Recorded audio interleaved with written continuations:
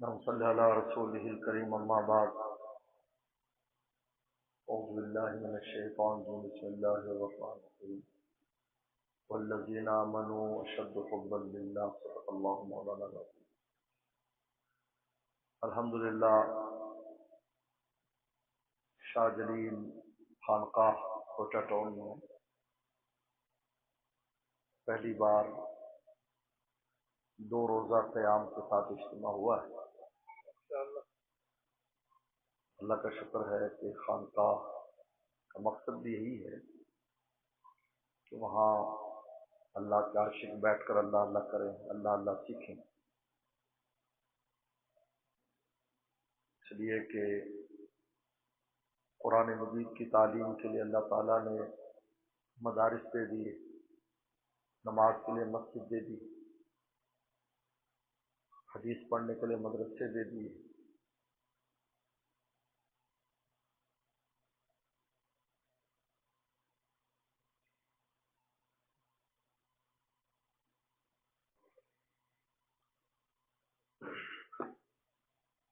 تزکیے کے لیے اور اصلاح کے لیے خانقاہیں دی. خانقاہ کا مقصد اصلاح اور تزکیہ ہے. یہاں بیٹھ کر کچھ لوگ اللہ اللہ کریں، اللہ کو یاد کریں. الحمدللہ پہلی بار اجتماع ہوا ہے. میں مبارکباد پیش کرتا ہوں منتظمین کو بھی، آنے والوں کو بھی. جب آئندہ جتنے بھی ساتھی یہاں پر قیام کریں گے آپ ان کے امام ہیں. الفضل للمتقدمی، فضیلت اس کو حاصل ہے تو پہل کرتا ہے. الحمدللہ بہت سے ساتھیوں نے سیر و افطار کا انتظام بھی کیا، ساتھیوں نے روزے بھی رکھے، بیانات بھی ہوئے، پورے شیڈول تھا الحمدللہ. مولانا جلال الدین رومی رحمۃ اللہ علیہ کا بڑا خوبصورت ایک شعر ہے جس میں ایک بہت اہم بات مولانا رومی نے فرمائی ہے. اے رب کی بخشش نہ حد کار ماں، اللہ جی وہ آپ کی عنایات ہے ظاہری اور باطنی، ظاہری عنایات اور باطنی عنایات. یہ میرے کسی عمل کا نتیجہ نہیں ہے کہ میں یہ کر رہا ہوں تو اس لیے اس کا نتیجہ یہ ہے کہ مجھے اللہ نے مولد دولت دی ہے، مجھے صحت دی ہے، مجھے اولاد دی ہے، یا مجھے نماز کی توفیق دی ہے، خانقاہ میں ٹہلنے کی توفیق دی، اللہ والوں کی خدمت کی توفیق دی ہے. یہ میرے کسی ظاہری عمل کا نتیجہ نہیں ہے. بڑی اہم بات بتائی. بلکہ کس کا نتیجہ ہے؟ لطف تو لطف خفیرہ سزاوارت، کہ اللہ آپ کا جو لطف خفی ہے، یعنی آپ کا جو چھپا ہوا کرم ہے، اس کرم کی وجہ سے یہ ظاہری کرم ہے. یعنی اللہ تعالیٰ پہلے چاہتے ہیں کہ اس بندے کو یہ چیز دینی ہے، پھر اس کا ظہور ہو جاتا ہے.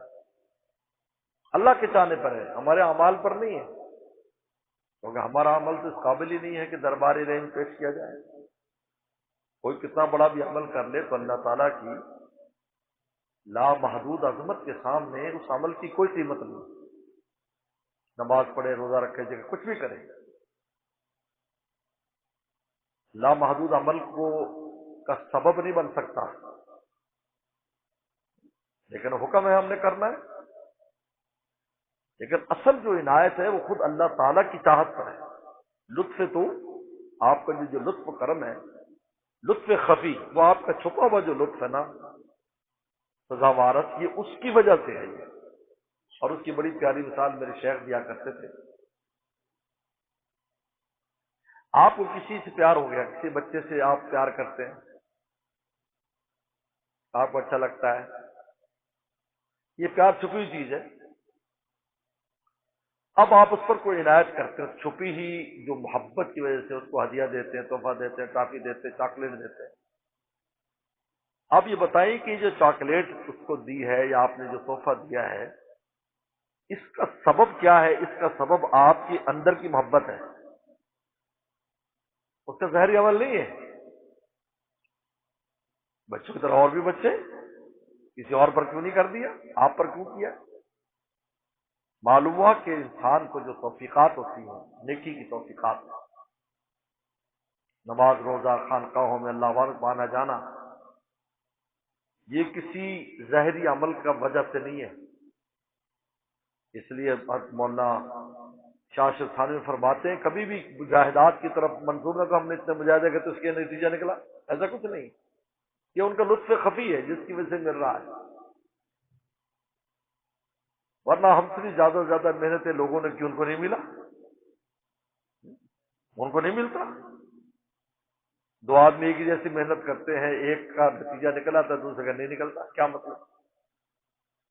معلوم کہ یہ سب ان کی چاہت پر ہے۔ نے کہا کہ میری چاہت بھی ان کا کرم ہے، یہ قدم اٹھتے نہیں اٹھائے جاتے ہیں۔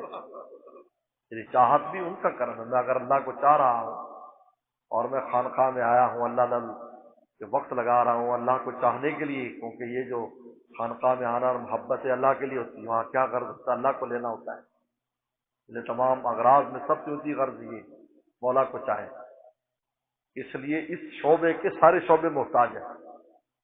تدریس کا شعبہ بھی محتاج، جہاد کا شعبہ بھی محتاج، تبلیغ کا شعبہ بھی محتاج، کہ سب اللہ والوں کے پاس آئیں، اللہ کے لیے اللہ کو چاہیں۔ جب اخلاص پیدا ہوتا ہے اور اللہ سے محبت تعلق ہوتا ہے، پھر ہر دینی کام میں رنگ بڑھتا ہے، پھر جہاد ہوتا ہے، تبلیغ ہوتی ہے، تدریس ہوتی ہے۔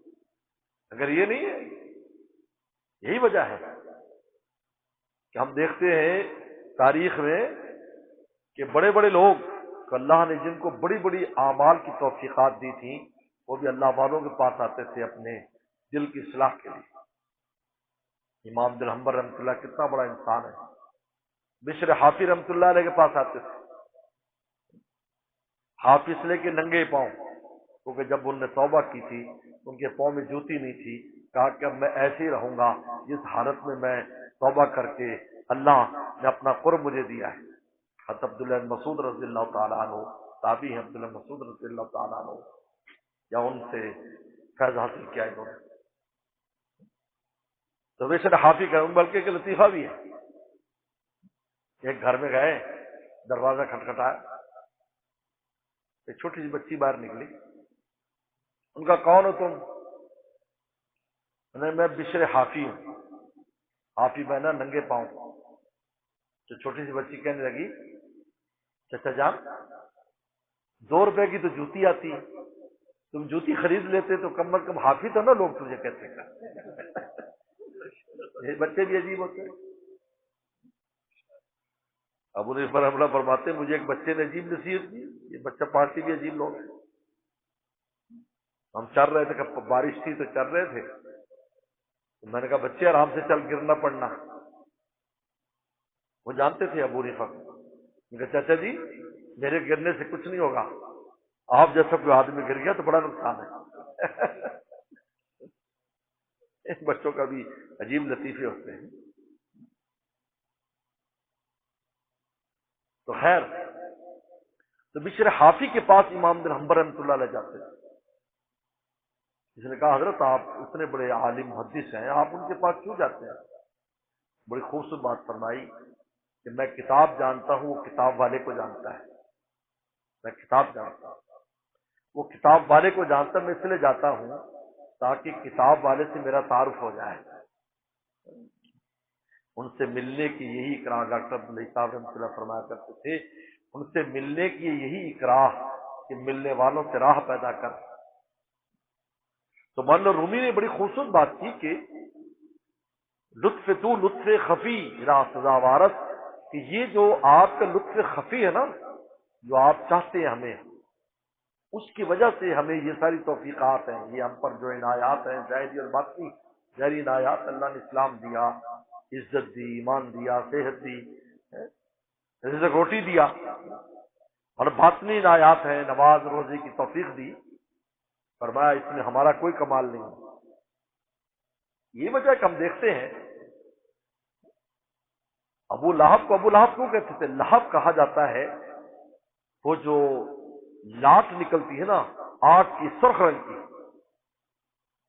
اس کا چہرہ اتنا سرخ تھا اس کو ابو لہب کہتے تھے، جیسے آگ کا شعلہ جل رہا ہو، ایسے گال تھے اس کے، ایسے سرخ، اتنا حسین اور خوبصورت تھا سب کے سطح۔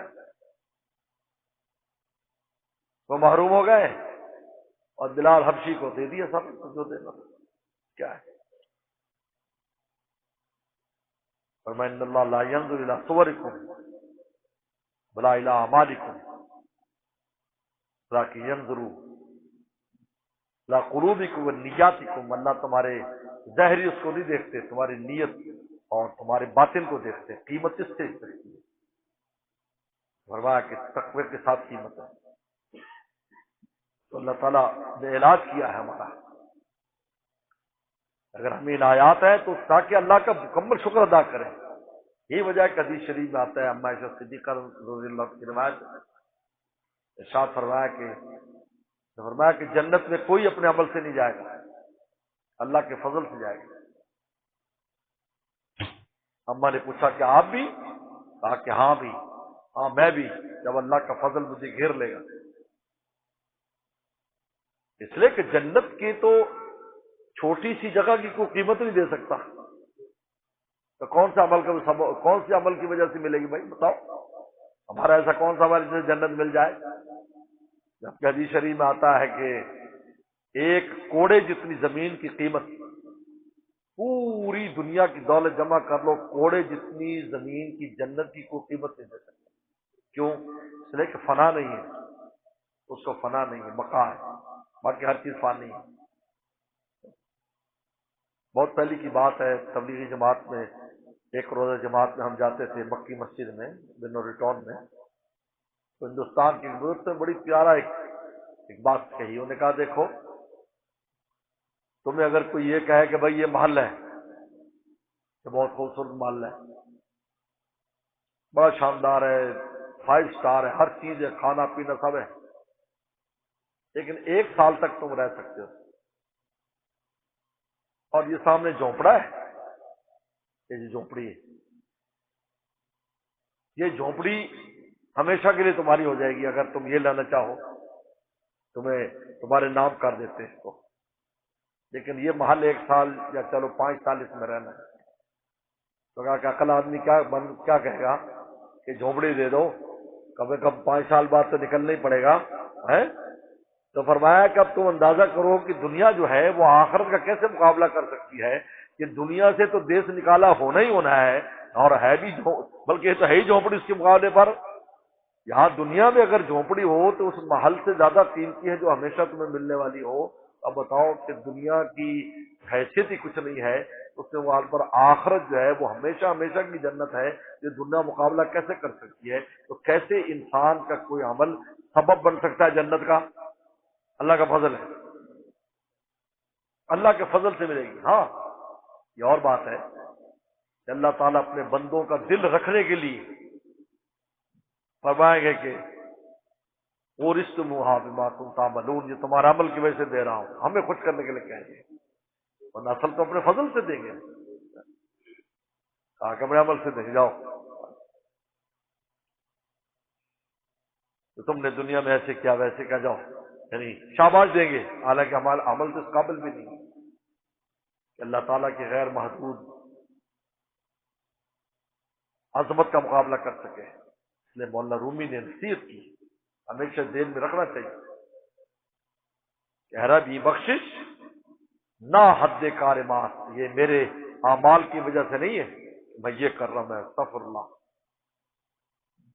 لطف تو لطف خفیرہ خدا وارث، یہ تو تیرا مخفی لطف ہے جس کی وجہ سے ظاہری لطف ہو رہا ہے، آپ ہمیں چاہتے ہیں تو اس وجہ سے ہم بھی آپ کو چاہ رہے ہیں، آپ نہ چاہیں تو ہم کیسے چاہیں گے؟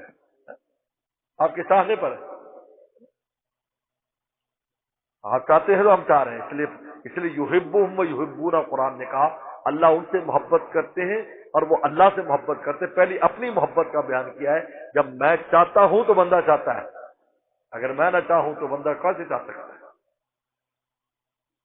اس لیے حاجی صاحب رحمۃ اللہ کسی نے کہا کہ حضرت میں اللہ اللہ کرتا ہوں لیکن اس کا کوئی نتیجہ نہیں ہے، مسئلہ قبول ہے نہیں۔ انہوں نے کہا اپنی مرضی سے تھوڑی اللہ کا نام لے رہے ہو، جب ایک کے بعد دوبارہ اللہ کہنے کی توفیق دے رہے ہیں، معلوم کہ پہلے والا پسند ہے تو دوبارہ منہ پہ نام چڑھنے دیا، ورنہ نام ہی نہ چڑھنے دیتے، اپنی مرضی تھوڑی ہے۔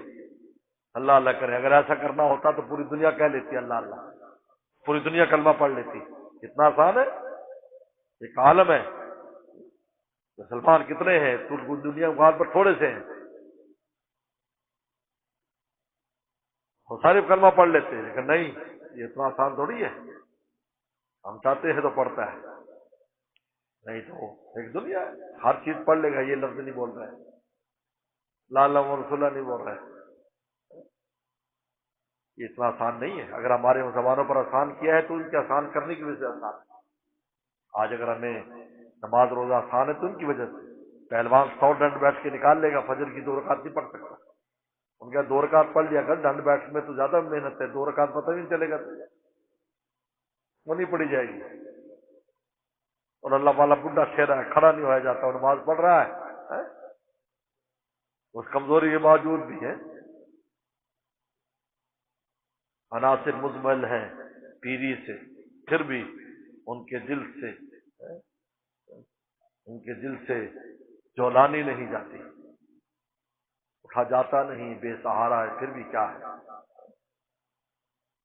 بے سہارا اٹھ نہیں سکتے، لیکن اللہ کے راستے میں اتنے تیز ہیں، چاند سے بھی زیادہ تیز ہیں، کمزوری اتنی ہے، اللہ کے راستے میں اتنے تیز ہیں، توفیق لطف خفیرہ سزاوار، یہ تیرا مخفی لطف ہے، ہمیشہ اللہ سے اس لطف کو مانگتے رہنا چاہیے، جذب مانگنا چاہیے۔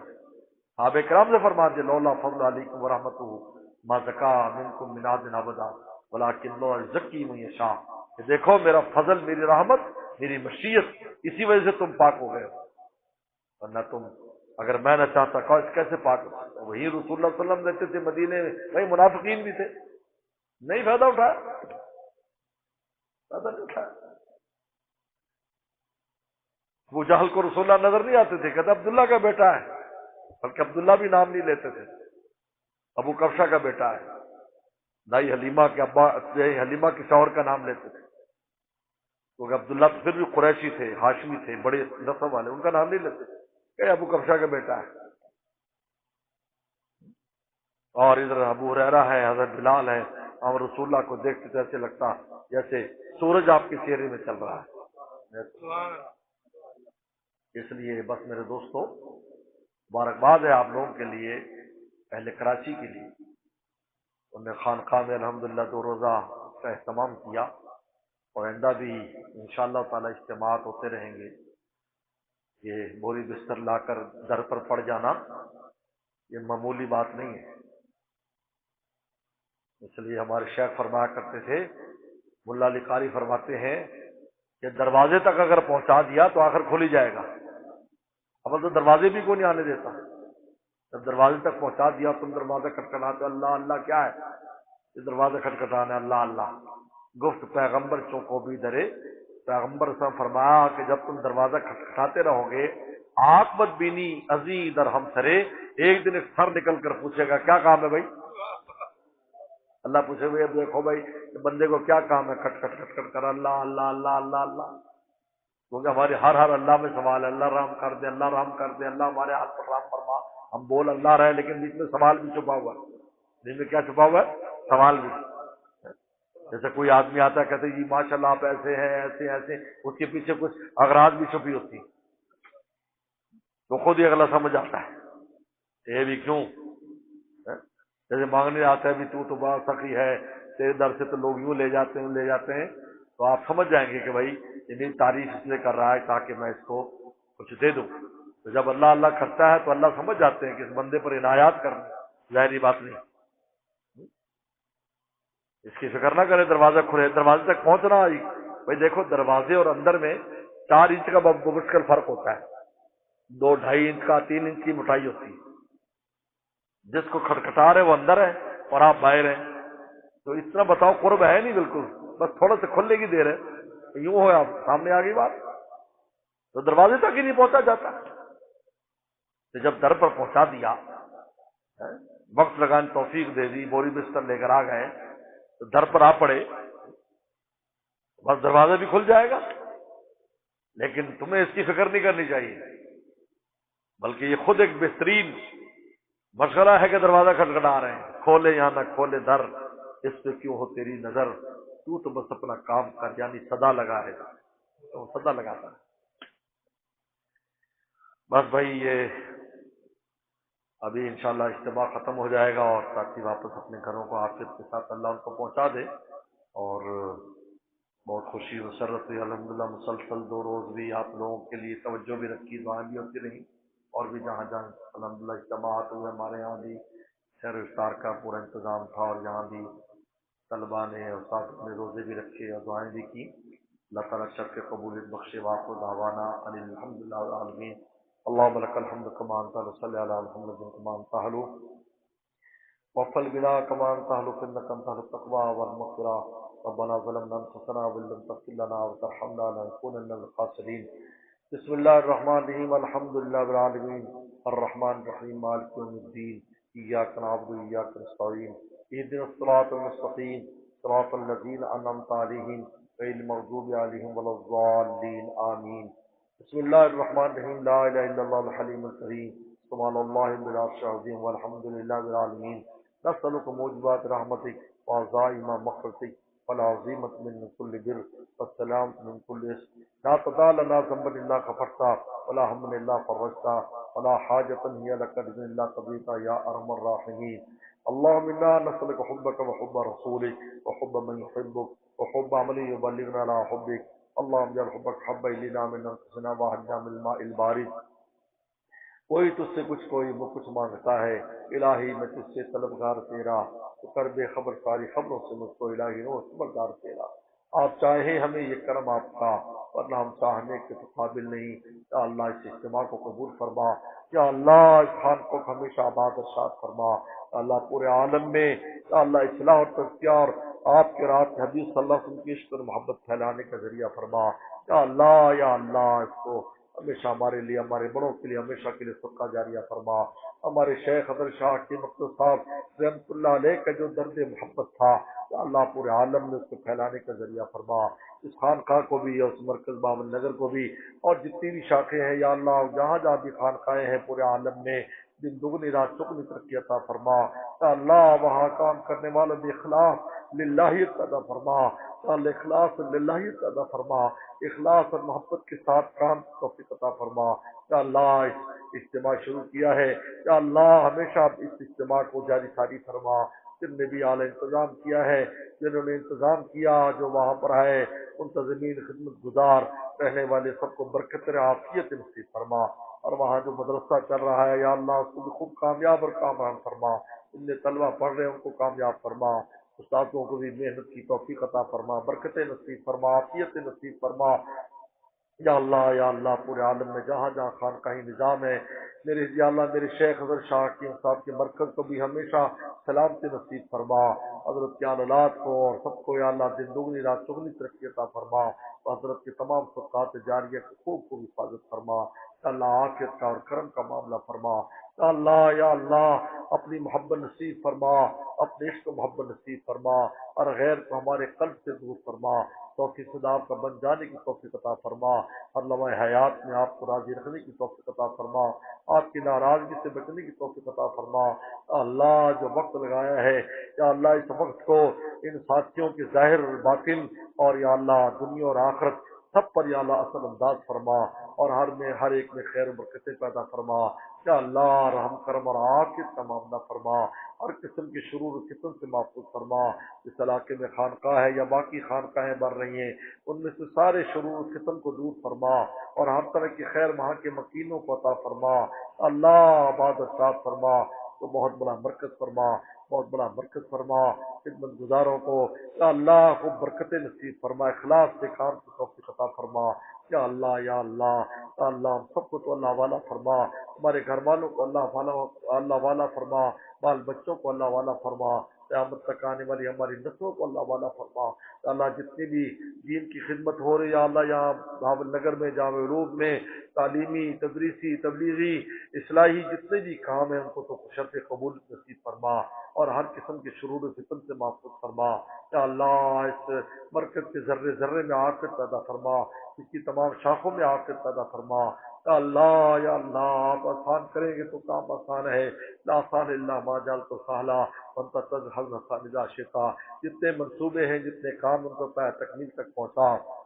جتنے یا اللہ جتنے کام ابھی ادھورے ہیں ان کو مکمل فرما۔ خانقاہیں کئی بن رہی ہیں ابھی ادھوری، ان کو اپنے غیب کے خزانوں سے مکمل فرما، اور جتنے بھی منصوبے ان کو مکمل فرما۔ یا اللہ شہدائے کربلا کے درجات کو بلند فرما، شہدائے کربلا کے درجات کو بلند فرما۔ اللہ ان کو اعلی علیم میں جگہ عطا فرما۔ یا اللہ یا اللہ یا اللہ یا اللہ، بہت بڑی مظلومیت کی داستان ہے یا اللہ۔ یا اللہ یا اللہ، اس کی وجہ سے امت میں کتنا بڑا تفرقہ پڑا ہے یا اللہ، امت کے حال پر رحم فرما، امت کے حال پر رحم فرما۔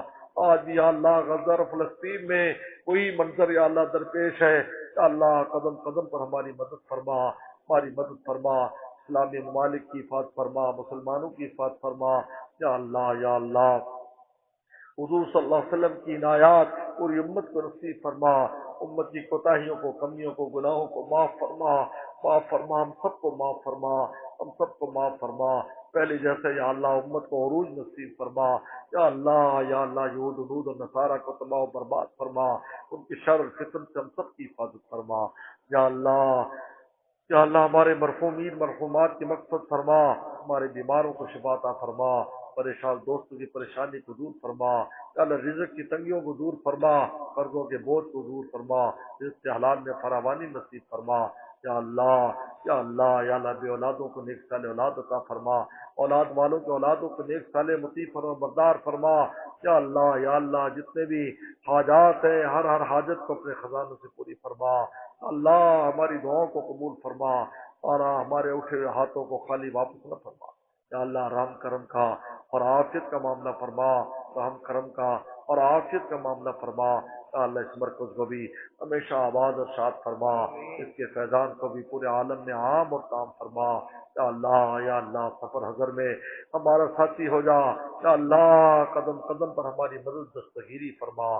یا اللہ یا اللہ یا اللہ تمام اجتماعات کو، جہاں جب اجتماعات ہوئے، ملتان میں بھی اجتماع ہوا، پکاڑا میں بھی اجتماع ہوا، کراچی میں بھی جہاں جہاں اجتماعات ہوئے، یا مرکز میں بھی یا اللہ سب اجتماعات کو شرف قبول نصیب فرما۔ آئندہ اور بھی یا اللہ زیادہ سے زیادہ دوستوں کو متوجہ ہونے، وقت لگانے اور فائدہ اٹھانے کی توفیق عطا فرما۔ اللہم انا نسألک من خیر ما سألک من نبیک محمد صلی اللہ علیہ وسلم، ونعوذ من شر ما استعاذك منه نبيك محمد صلى الله عليه وسلم، المستعان ملك البلاغ ولا حول ولا قوة إلا بالله۔ اللهم إنا نسألك بأنك الله الذي لا إله إلا أنت الأحد الصمد الذي لم يلد ولم يولد ولم يكن له كفوا أحد، ربنا تقبل منا إنك أنت السميع العليم۔ صلى الله تعالى على خير خلقه محمد وآله وصحبه أجمعين۔